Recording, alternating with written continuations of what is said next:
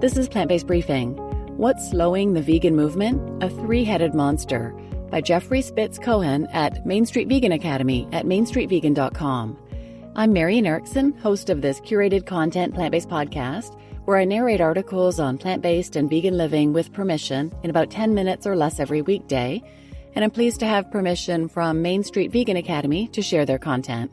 So now let's get to today's plant-based briefing. What's Slowing the Vegan Movement? A Three-Headed Monster by Jeffrey Spitz Cohan at mainstreetvegan.com. Vegans often lament that our movement has not grown and spread at a satisfactory rate. Granted, if everyone went vegan tomorrow, it still wouldn't be soon enough for the animals. However, even our more sober, realistic expectations have not been fully met. Much of the problem is of our own making, but I'll leave that matter to another day. Our biggest obstacle takes the form of a three-headed monster that is frustrating our efforts at every turn. In the good old days, 2015, the monster had just a single head, the colossal advertising budgets of the meat industry.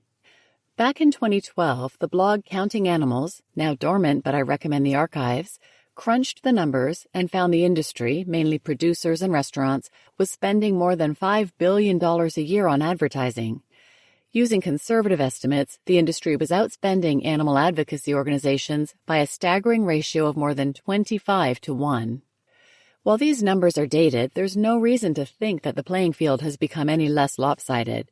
You can't turn on your television set without seeing commercials for fast food and chain restaurants all touting their newest meat and cheese offerings. We vegan advocates can take some solace in the fact that we have the truth on our side. We don't need to lower the advertising ratio to 1 to 1, but 25 to 1? That's scary. The monster sprouted another head with the onset of social media, particularly Instagram. Talk about a double-edged sword. On the one hand, social media has allowed people like me and organizations like PETA to reach far more people with our message and information than ever before. On the other hand, and it's a much bigger hand, the bad guys have social media accounts too, and they're not shy about using them. Researchers recently analyzed over 1 million Instagram posts focusing on hashtags such as carnivore diet, keto, and true human diet. They found 53 super spreaders of mostly anti-vegan misinformation, and their accounts totaled almost 25 million followers. If you want to horrify yourself, go onto Instagram and search on a hashtag such as zero carbs. When I did that, the top images included a handful, literally, of bacon and cheese, a plate of pork chops, and a fork plunged into seared cow flesh, euphemistically referred to as steak. Katie Cantrell, the CEO of Greener by Default, an organization that promotes veganism within the food service industry, wrote this recently on LinkedIn. So many folks don't realize just how deeply carnivore messaging has taken root on social media. This, of course, has ripple effects among food service, as their diners are requesting more meat, and as food service operators themselves are seeing this content in their feeds. Deserving special condemnation, and perhaps his own category, is Stephen Gundry, who has 419,000 followers on Instagram. Gundry's book, The Plant Paradox, irresponsibly urged readers to avoid whole categories of vegetables and legumes and appeared in virtually every airport bookstore in the country. If you ever encounter anyone reading that book, immediately grab them by the lapels and try to shake some sense into them. Gundry has influenced millions of people to abstain from health-promoting plants. Brilliant. The third head to ooze out of the monster's neck will be familiar to almost all of you. MAHA, Make America Healthy Again. MAHA starts with a valid critique. Our medical establishment and the food industry have indeed contributed greatly to our country's epidemic of lifestyle diseases. From there, though, MAHA jumps the track, focusing on peripheral issues, not the heart of the matter. It's not that I'm opposed to banning synthetic food dyes, but if you look at the food manufacturers mentioned in this White House statement linked here, you can't help but notice that many of them are poisoning our population, whether they're using synthetic dyes or not.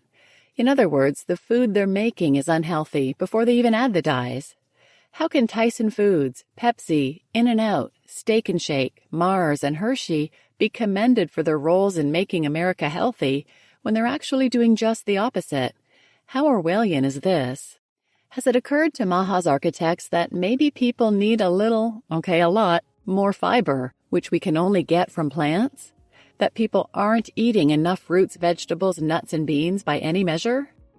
So if you're wondering why the vegan movement is growing so slowly, look at what we're up against. A massive ongoing advertising blitzkrieg, a social media tsunami, and now MAHA, which has the imprimatur of the White House.